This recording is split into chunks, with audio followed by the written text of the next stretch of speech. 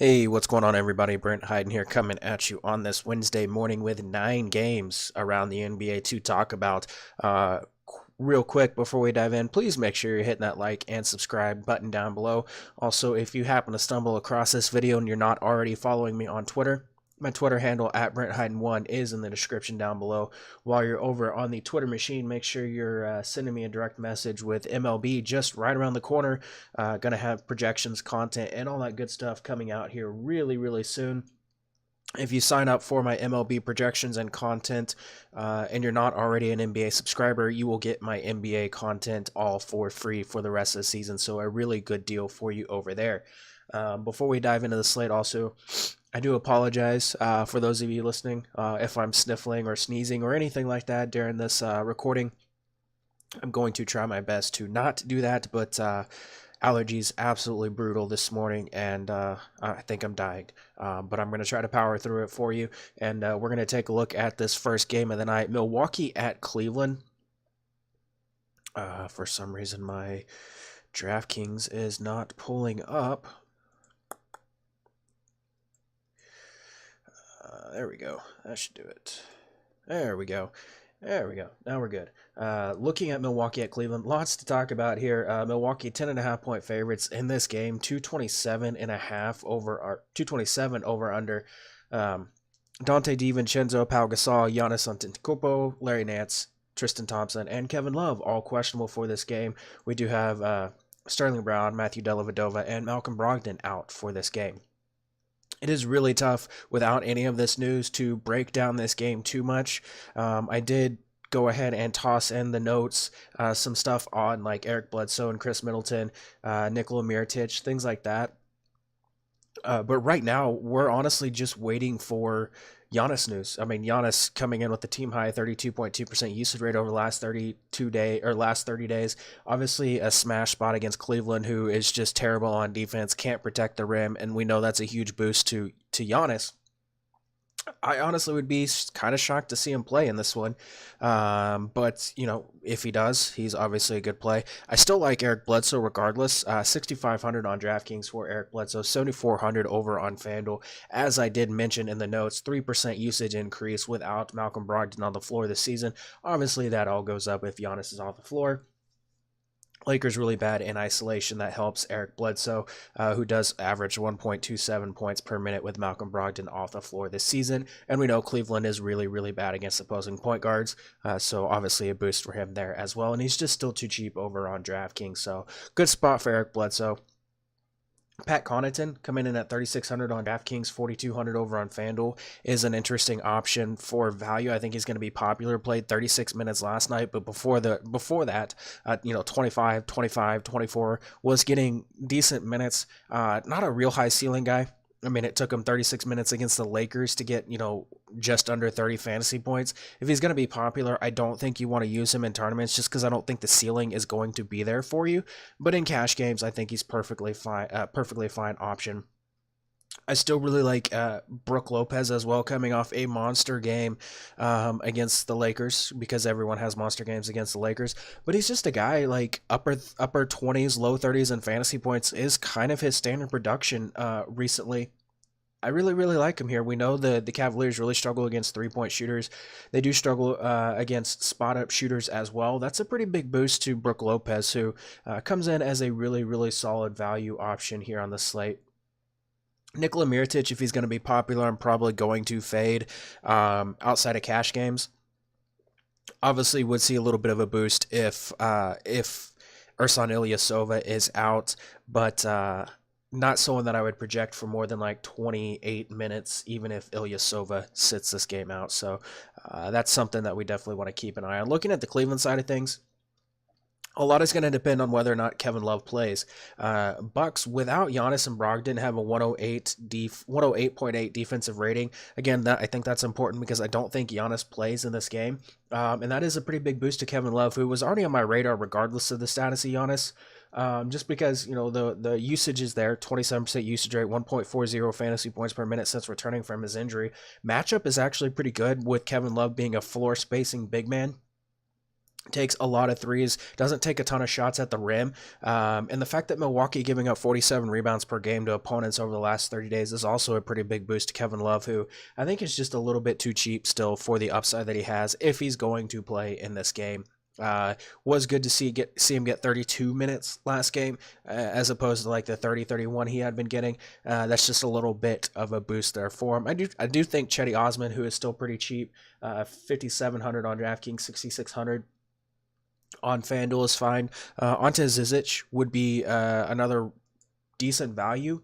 Not going to be a high ceiling guy most nights. But if Nance and Thompson miss this game, the minutes are going to be there for him. So he's someone that I would have a little bit of interest in. I do like Jordan Clarkson at 4,600 on DraftKings. That price tag is really, really appealing. Just a high usage guy, 28% usage rate on the season. 5K over on FanDuel is in play as well. And then Colin Sexton, who's been playing really, really well. I think people are going to be overlooking him here. I don't think he has a monster ceiling at that $5,800 price tag, but 6 straight games he's been over 30 fantasy points, 26% usage rate, 0.88 fantasy points per minute over the last 30 days. And a lot of his shots, paint and mid-range shots. So I definitely think we can look at Colin Sexton in the spot here tonight.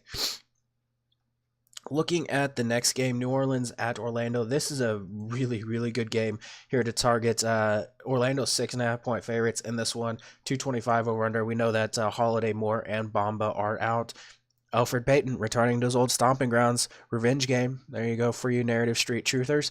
Elfrid Payton coming in with 5 straight triple doubles. Getting pretty tough to overlook him on DraftKings at 8K. Over on FanDuel at 9,500. I think it's a little bit absurd, but dude does have, 50 plus fantasy point upside. So, 40% assist rate over this season without Jrue Holiday on the floor, averaging 1.30 fantasy points per minute over the last 30 days.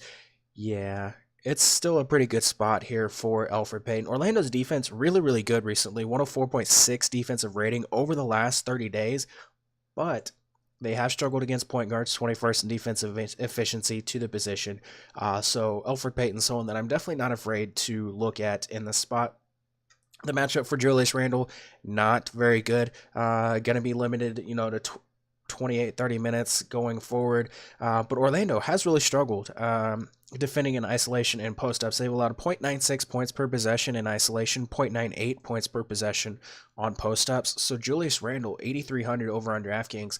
I do have some interest in him here tonight, 9K over on FanDuel. A little less interesting. Randle, 32% usage rate over the last 30 days without Holiday and Moore on the floor. Obviously, that production is going to go up a little bit in the minutes that he's not sharing the floor with Anthony Davis as well. Frank Jackson, really, really scoring dependent, has played at least 30 minutes in 6 straight games. And his shot totals over that span have been really, really appealing. 17, 13, 13, 18, 18, 20. Really relies, again, on that shot to fall, but the minutes are huge. And Orlando really, really struggling defending the rim with Mo Bamba out, allowing 67% shooting at the rim over the last 30 days. That's a pretty big boost for Frank Jackson, who takes 39% of his shots there. So those are the guys I would be looking at from the New Orleans side of things. On the Orlando side, obviously Nikola Vucevic is going to be my top option. Most nights. Hasn't had a ton of the ceiling games that we really, really want out of him recently. Did have one against Atlanta, 63 fantasy points, 20 rebounds. Had a Barbara Walters there, 27 and 20, and 27.2% usage rate over the last 30 days. 72 touches per game. New Orleans really, really bad against opposing bigs. 52 points in the paint per game allowed, 28th in defensive efficiency.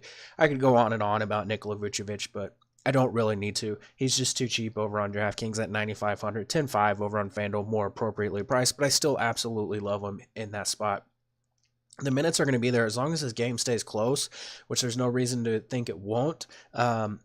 Orlando, who is fighting for a playoff spot, is going to give these guys big minutes. So that's a pretty big boost to DJ Augustin, Aaron Gordon, Ross, Fournier, Isaac, all guys that I outlined in the notes. All guys that are going to see a boost because of the extra minutes and the matchup and the pace. DJ Augustin over 30 fantasy points in back-to-back games. Pretty interesting in the spot as a value point guard option. Looking at Boston, Philly, Gordon Hayward out for this game. Not a whole lot that I really want to touch on in the in this recording, but again, in the notes, lots to discuss there. Philly 3-point favorites, 226 over under. The two guys that I'm going to highlight here, Kyrie Irving, who has 30 points in 3 straight games, does draw a pretty good matchup. Philly 8th in defensive efficiency to point guards over the last on the season, but they're giving up 0.89 points per possession to the pick and roll ball handler. While Irving, not a guy that's really heavy in the pick and roll, 30% of his possessions, he is incredibly efficient, ranks 93rd percentile in efficiency, 28.1% usage rate over the last month to go along with his 1.36 fantasy points per minute. I like Kyrie Irving here.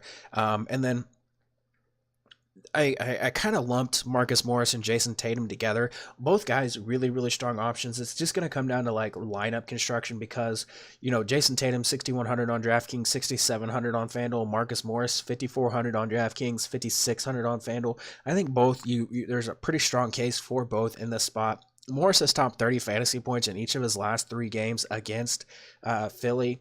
Tatum has topped 40 fantasy points in his last 3 against Philly. They struggle, Philly, does struggle against power forwards, so that's a pretty big boost to Morris. They also struggle against post-ups, both of those guys posting up on a decent amount of their possessions. So that's something to definitely consider. I do like some Boston exposure in this spot here tonight with Philly coming in on a back-to-back. Looking at Utah, again, with Philly, just check the notes. Not a whole lot that I really love in this spot. Joel Embiid is a little bit interesting. Again, you can check the notes for the guys that I did write up in there.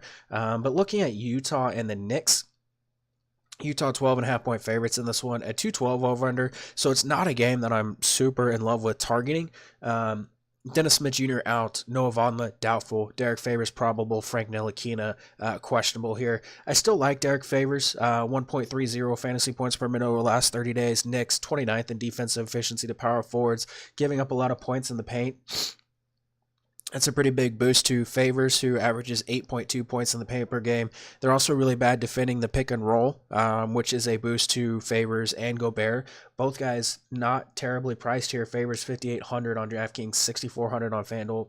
Rudy Gobert 8,200 on DraftKings, 9,800 over on FanDuel. Favors got injured in that Washington game, but was on his way to a pretty strong outing. But the minutes have been upper 20s recently outside of Brooklyn, but the production has just been so good for him. I really like the spot for Derek Favors, and it's a good way to get exposure. I don't think people are going to go to this game. I realize there is some blowout risk, but I think it's stupid to just completely overlook Utah in this spot because there is potential blowout risk. One guy that I do actually really like here, Ricky Rubio, 4,900 over on DraftKings, 6,300 on FanDuel. He's more of a DraftKings play. The shooting still not exactly where I'd like it to be. It was better against Washington, 4 of 7 from the floor. The assists are there for him. Again, we know the Knicks really struggle against opposing point guards, 23rd in defensive efficiency. While they defend the pick and roll ball handler pretty well, only giving up 0.86 points per possession. They're a 62nd percentile defense. They are the league's worst defense against the roll man in the pick and roll, as I outlined with Favors and Gobert. Rubio, the guy that's going to be operating in the pick and roll most of the time with those guys.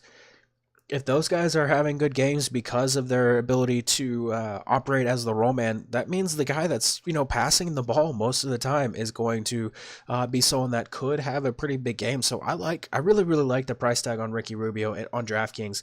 Definitely someone that I would be considering. He's not really someone that I would really consider over on FanDuel because of that price tag, but guys operating in the pick and roll 32.3% of his possessions. So I think there is upside to be had at that price tag.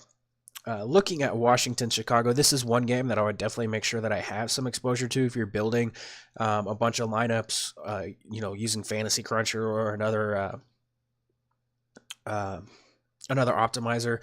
I would make sure to get at least one of the big four from one of these two, or from both sides of this game in your lineup.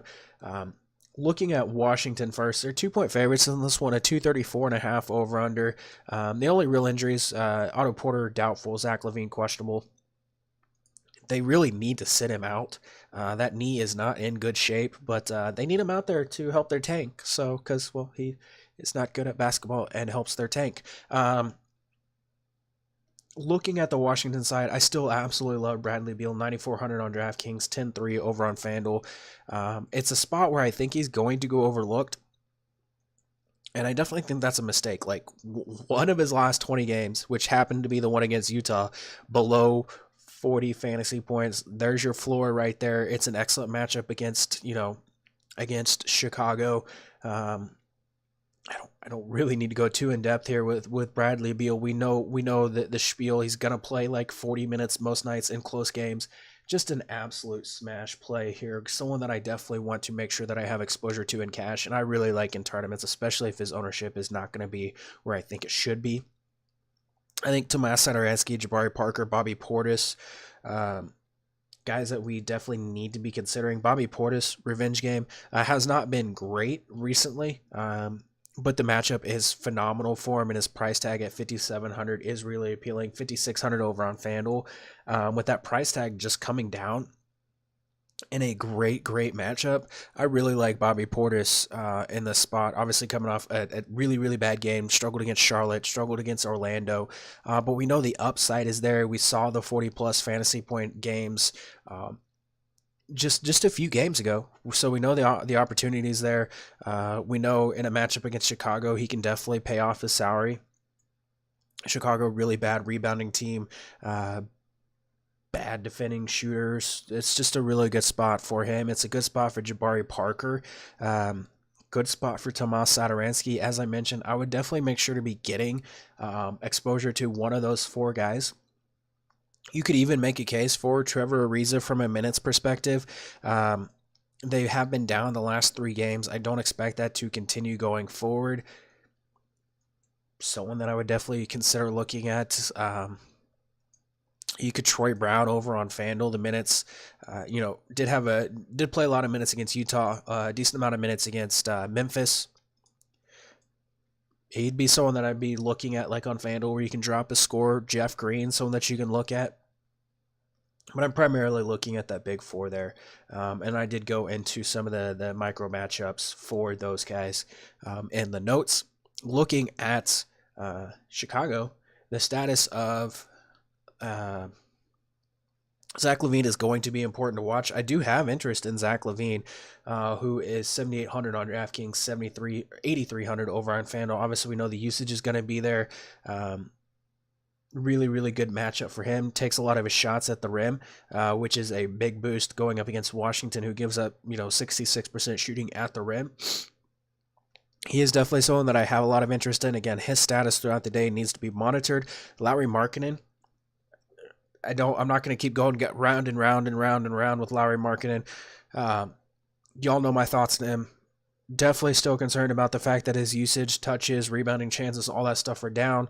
His shooting has looked a little bit better over the last couple games, connecting at almost 48% of his shots. Price tag still not where I want it to be. I think it should be a little bit lower for what we should be expecting his outcomes, his fantasy production to be most nights. That being said, matchup is outstanding. Minutes should be there for him as long as this game stays close and he stays out of foul trouble.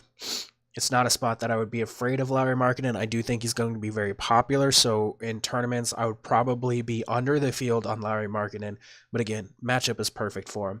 I really like Robin Lopez. Continues to see piles of minutes whenever the game stays close. Has been over 30 minutes and 30 fantasy points in 7 of his last 10 games. Against Washington, this is a spot at 6,300, 6,400 over on DraftKings. I definitely think he can have a good game. Washington, we know, is just a punching bag for opposing centers, so I really like him in this spot as well. And then Shaq Harrison, someone we can look at as value. Going to play a bunch of minutes, not really productive in those minutes, but over on DraftKings at 3,200, 3,800 over on FanDuel in cash, I think he's perfectly fine. I think he's okay in tournaments. I think he can have a ceiling game where he can get you 28, 30 fantasy points in a matchup like this. I don't think it's likely, but he is definitely someone that you can roll out over there. And it is nice he does have point guard and small forward eligibility over on DraftKings. Next two games, I'm not going to touch on too much here because I don't feel we need to go too in depth. They're pretty straightforward. Houston at Memphis. Houston 4-point favorites in this one, a 216.5 over under. CJ Miles ruled out for the rest of the season. Avery Bradley questionable. I do expect him to play. Jaren Jackson, Kyle Anderson, Nene, and Eric Gordon are going to be out for this game.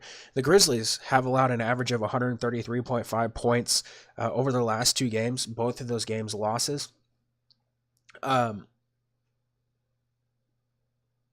I don't know. Depending on how news breaks today, like if Giannis gets ruled out, I'm probably going to be fading James Harden strictly because there's going to be a whole lot in that mid range that opens up that I really, really like. And there's one guy that I'm absolutely not going to be fading that is a little bit higher priced, and I'll get to him in just a couple of games. But I've already seen this whole narrative today that, James Harden without Eric Gordon is a lock. And like, I get it, James Harden. When you would think when you take someone out of the lineup that has like a 20% usage rate or whatever Eric Gordon's usage rate is this season, is taking double digit shots most night, you would think, yeah, James Harden smash play, gonna get a huge boost in usage, all this stuff. It's logical, right? That being said, the dude already has a 41% usage rate on the season, or 40.3. Sorry, he's averaging like 1.64 fantasy points per minute on the season.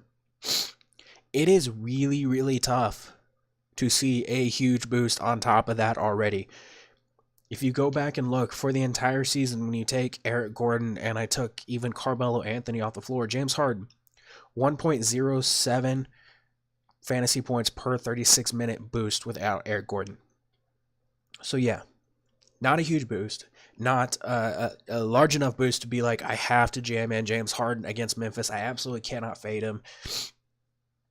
If you want to play him, but don't feel you need to get him in your lineup just because Eric Gordon is out. It's not something where he's just going to come in and be like just a windmill slam smash spot guy that you have to lock in just because Eric Gordon is out. So yeah, that's my spiel there. You can check my notes on what I talked about with the matchup for him, PJ Tucker, Chris Paul, guys like that. You can look at Daniel House. People are probably going to go there. Everyone's going to be locking him in because he's going to get 30 plus minutes without James or without Eric Gordon. It's fine. But like, ceiling again, even in just excellent spots, Atlanta, just a dream matchup. 32 minutes, 27 fantasy points. Phoenix, dream matchup. 35 minutes, 25 fantasy points. Like, if you're happy getting 25, 27 fantasy points out of your guy, feel free.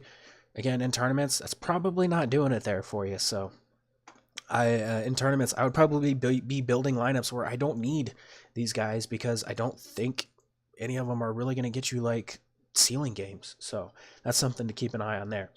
One guy that I do love in this game on the other side, Memphis, is going to be Mike Conley. Has just been phenomenal since the trade deadline. 29% usage rate, 1.34 fantasy points per minute. He has topped 50 fantasy points in 4 of his last 10 games. So we know he has the upside. Houston, 16th in defensive efficiency to point guards on the season. They're really bad against the pick and roll. 0.90 points per possession defending the ball handler in the pick and roll. 17th percentile defense. Conley, 42% of his possessions come out of the pick and roll. He is still too cheap, I think, for the upside he possesses, even in a matchup like this. 7,900 on DraftKings, 9K over on FanDuel. That's a little less appealing, but FanDuel is garbage, so everybody's a little less appealing because that site is a little less appealing. But I absolutely love Mike Conley in this spot, so definitely someone that I want to get some exposure to. Jonas Valanciunas, Avery Bradley, Delon Wright, someone that we do expect to pick up a couple extra minutes with CJ Miles being ruled out the rest of the season. Interesting value there. You can check out the projections and the notes for my thoughts on the rest of that game. I'm going to skip over Miami and San Antonio with the exception of with Winslow and Magruder out, that obviously makes Dwayne Wade. That obviously makes Goran Dragic, guys that we definitely need to have on our radar, especially at their price tags. 5,300 on DraftKings for Dragic, 4,800 for Wade over on DraftKings, 55 and 58 over on FanDuel. Matchup's not great. San Antonio's defense has been really good, second best defense over the last 30 days. Both those guys continuing to come off the bench, but production's been solid for both. We know the ceiling is there for both. I like both guys in cash and tournaments tonight, so that's something to keep an eye on. I did dig into San Antonio and a couple of options from there. I don't have a lot that I really like from Miami outside of those two guys. Wade, just mostly Wade and Dragic, and then putting some, Dion Waiters, Kelly Olynyk, the Bam Adebayo, Hassan Whiteside, James Johnson, Derek Jones, guys that you can add into your player pools. Like James Johnson and Derek Jones are interesting over on FanDuel as drop candidates. And then like Wade, Adebayo, Whiteside, or Waiters, Adebayo, and Whiteside are guys that are, and Olynyk are guys that I would probably have in my MME player pools, but no one that I'm really forcing exposure to in this spot tonight. Looking at Toronto OKC, not going to touch on this one too much as well because we're waiting on Kyle Lowry news. I don't expect him to play, which would open up Fred VanVleet, would open up Kawhi Leonard, guys that I do have interest in. Again, check the notes for those guys. Kawhi Leonard in a pretty good spot, even though he's probably going to go overlooked and people aren't going to consider it a very good spot, but definitely sees a boost if Kyle Lowry is out. 31.5% usage rate, 1.36 fantasy points per minute when sharing the floor with Fred VanVleet. And VanVleet would become a really, really strong value option here. Has been really good in the 2 games since returning from his injury. 31 minutes against Detroit, 25 fantasy points, 39 fantasy points against the Knicks. Obviously, it's not a great matchup against OKC, but minutes and all that stuff will be there for him if Kyle Lowry is out. OKC, you're looking at Russ, you're looking at Paul George again. I dug into their matchups in the notes, so in an attempt to keep this under 30 minutes, I will tell you to read the notes because I don't spend my time writing them for no one to read them. Looking at Portland, Dallas. This is a game that I want to make sure we touch on a couple of the really, really strong options here. Looking at the Dallas side first, I think people are going to fade Luka Doncic, and I think that's going to be a mistake. Portland, 10-point favorites in this one, 217.5 over, and I've already seen people talk about how Portland has enough wings to throw at Luka to slow him down. Let me tell you guys something. Ain't nobody slowing down Luka except Luka. Maybe his knee. Luka's knee might slow him down too, but yeah, Luka's unstoppable. There's just 33.5% usage rate, touching the ball almost 100 times per game, 14.7 potential assists per game over the last 30 days. If you're fading Luka Doncic because you think because Portland's going to find people to slow him down, he's just going to get you assists and get you rebounds and get you all the other stuff. If they're throwing double teams at Luka, that means someone else is open, and that means Luka, who is touching the ball 100 fucking times a game and averaging 14.5 potential assists a game, is probably going to put up double-digit assists in this spot, and, well, he's still getting fantasy points if he's putting up assists, so there you go. He's been outstanding in this matchup already this season, averaging 45 fantasy points per game. If he happens to see 34, 35, even closer to 40 minutes, heaven forbid this game go into overtime and he pulls up another triple-double, then your theory of Portland has too many guys to throw at him goes out the window there. So, yeah, I think that's a stupid narrative to have. Tim Hardaway Jr., pretty solid GPP option here. Has been heating up recently. Back in the starting lineup alongside Doncic and Brunson. Portland, 28th in defensive efficiency to small forwards on the season, 45.5% field goal percentage and 39% three-point percentage allowed. They're also really, really struggling against spot-up shooters, while Hardaway, not the most efficient shooter in the NBA, is still someone that does spot up on some of his possessions. Interesting price tag here at $5,200 over on DraftKings, $5,300 over on FanDuel. It is worth noting, this game against Cleveland was without Luka, but this one against New Orleans was not. And, taking that many shot attempts, definitely somewhere I'd be looking to go if he's going to take, 15, 16, 17 shots here tonight. So someone that I definitely have my eye on. I have my eye on Maxi Kleba as well. Still playing really well. Is questionable for this game, but against New Orleans, had a pretty solid game. Still getting the minutes. Matchup is pretty good. Again, as I mentioned, Portland really bad against spot-up shooters. That is a pretty big boost to Kleba. So he's someone that I have my eye on here tonight. On the Portland side of things, the one guy that I said I would absolutely not be fading tonight, that is Damian Lillard. 8,800 on DraftKings, 10.7 on FanDuel. I don't care about that FanDuel price tag. I'm still using him. Dude has a 40% usage rate over on the season without CJ McCollum. 40% usage rate. Sorry, 38.5. I rounded up. 1.59 fantasy points per minute. Yeah, good luck fading that. And I swear to God, if I see anyone today on Twitter and YouTube chats for other streams and my Discord talking about blowout risk, you had to fade Dame because of blowout risk, I'm gonna reach through my computer screen and punch somebody. Dude has a almost 40% usage rate. Guess what? If they do blow out Dallas, it's because Damian Lillard had a huge game. So yeah.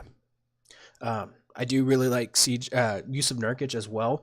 7,100 on DraftKings, 8,700 on FanDuel.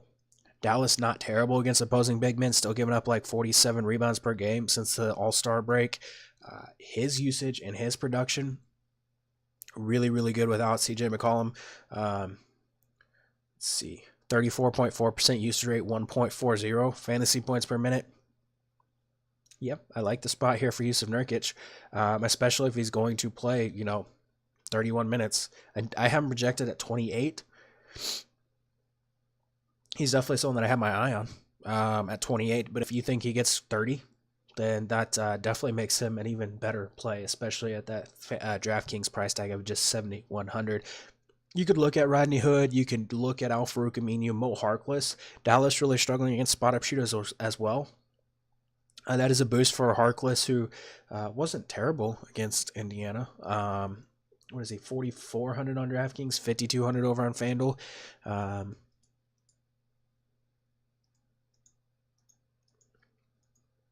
It's Mo Harkless, so you never feel great about him. But, I mean, if he's going to have a good game, it's going to be, it's going to be probably when CJ McCollum, is out. So he's definitely someone to look at here. I don't have a ton of interest in Hood. Like, they started Layman and Harkless on the wings last game with Al-Farouq Aminu next to him.